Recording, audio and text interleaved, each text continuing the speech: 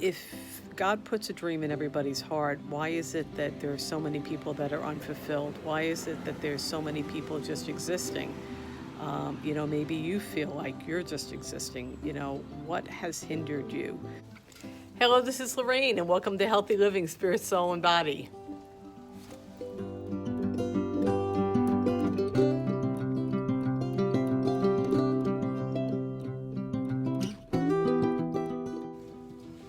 So today I'm going to do something a little bit different. I am going to be replaying a video that I posted sometime in July, I believe, about Dream Thieves. It actually got the most views of any of my videos because I think that people just want to know how to keep their dreams from being stolen. So I'm going to replay that today. I'm going to maybe change it up, add a few things.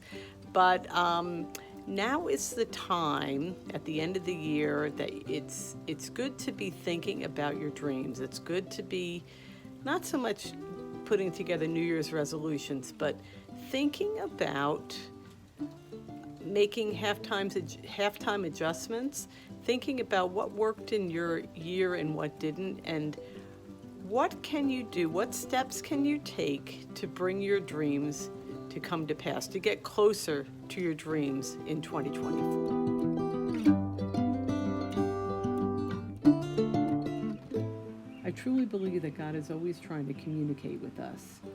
He's put his seed of greatness in our hearts, and he wants his desire for us to be our desire.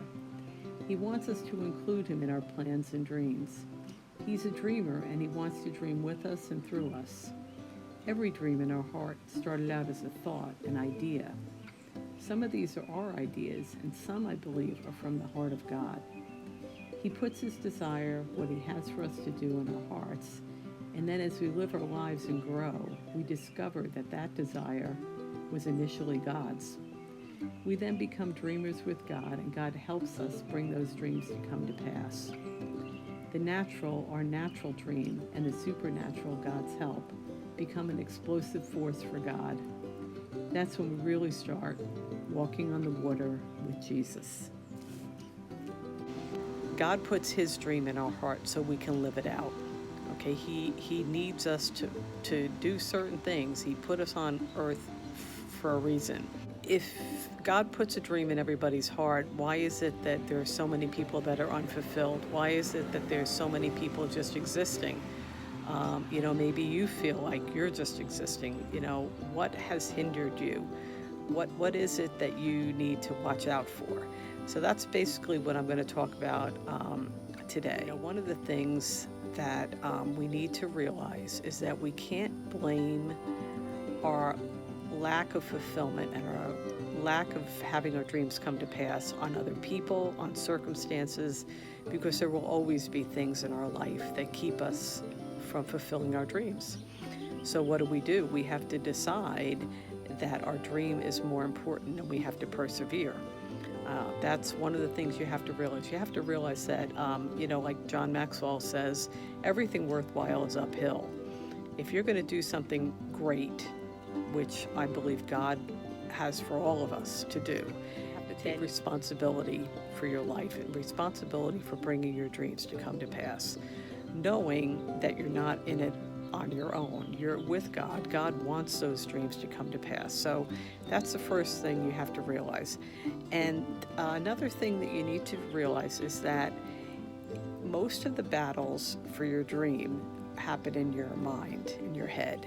There are 4 things that Rick Renner talks about in his book, Dream Thieves. The first dream thief that you have to recognize is time.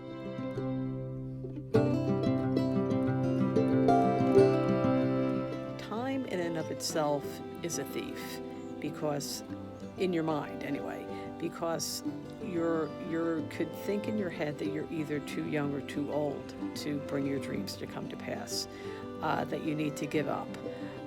Time also tells you that too much time has passed. And really, the tricky thing about time is that really with God, he can make things happen in an instant. So it doesn't really matter. Time, you can have time work for you if you're preparing for the dream. Okay, we should never feel like we have to sit and wait and do nothing, and that God's going to have the dream plop in our lap. That's just not true. That's not reality. Don't think that because time is passing, that the time passing in and of itself is going to bring your dream to come to pass. It's not.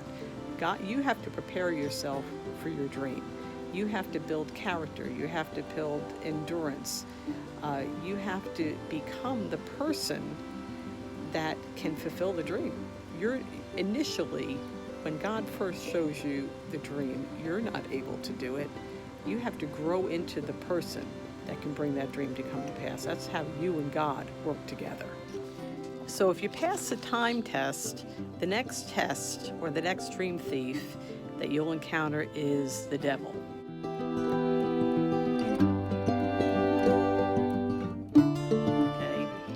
The devil obviously, absolutely does not want you to fulfill the dream. First of all, because that will bring God's will to pass. It will hinder all the things that he wants to do. It will bring God's kingdom on the earth. God has you on earth to establish his kingdom. Everybody, okay? So, and how does he do this?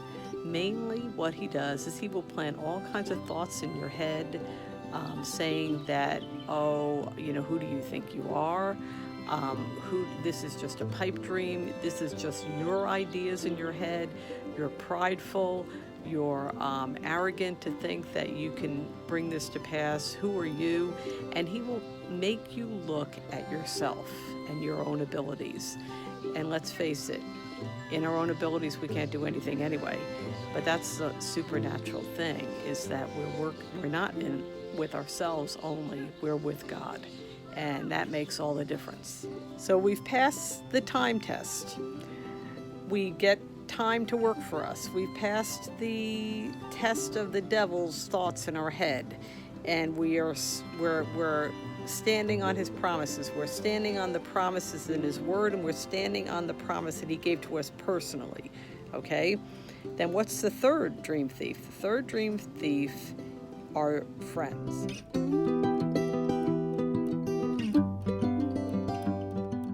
And unfortunately, a lot of times when you start walking and fulfilling the dream that God put in your heart, it will make your friends feel very uncomfortable, especially if they're not really doing anything with their life. So what do you do then? I mean, sometimes the best thing for you to do is just create distance between the people that are jealous, that really are not helping you with your dream, okay? And the funny thing is as you're trusting God, he's going to put the right people in your life. He wants you to work with people. He has people specifically designed to help you and support you, and to be mentors to you, and you to be mentors to other people. So, and the last dream thief is your family.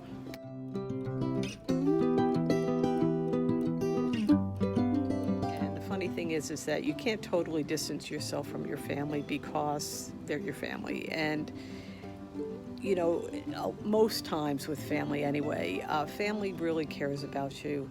They have legitimate concerns. They don't want you to fail. They don't want you to fall flat on your face, if your dream fails or if you mess up in some way. So if you recognize that, it will help you to continue to persevere, and not so much listen to reason, not that you're going to stick your head in the sand, but to put reason in the right perspective and listen to God first. God will give you wisdom to help your dream come to pass. So I hope you enjoyed my replay of Dream Thief video. The most important thing in that video really is to help you be aware of the different things that are hindering you and blocking you from going forward with your dreams. Awareness is so important. Once you're aware of it, then you can deal with it. The other thing too is never ever discount the dream that God put in your heart.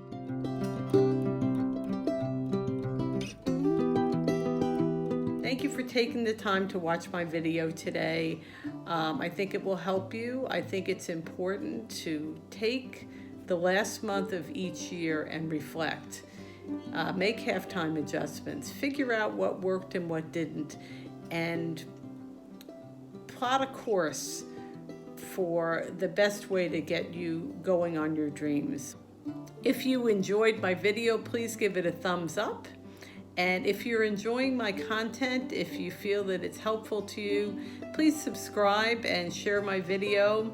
I am going to be talking a lot about Christmas the next couple weeks, how to go through Christmas without being stressed, and how to really catch the true meaning of Christmas. Have a wonderful day and wonderful week, and I'll talk to you soon. Bye-bye.